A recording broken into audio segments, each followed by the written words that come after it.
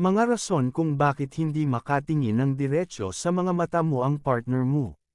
Una, dahil guilty siya, may nagawa kasi siyang mali sa'yo na hindi mo alam.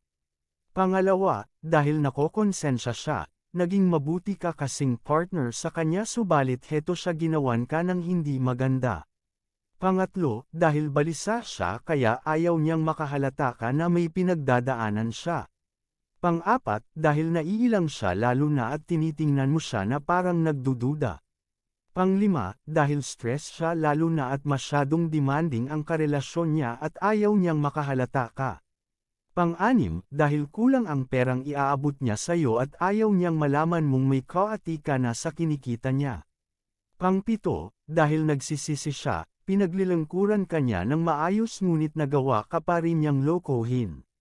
Pang-walo, dahil ayaw ka niyang idamay sa hirap na pinagdadaanan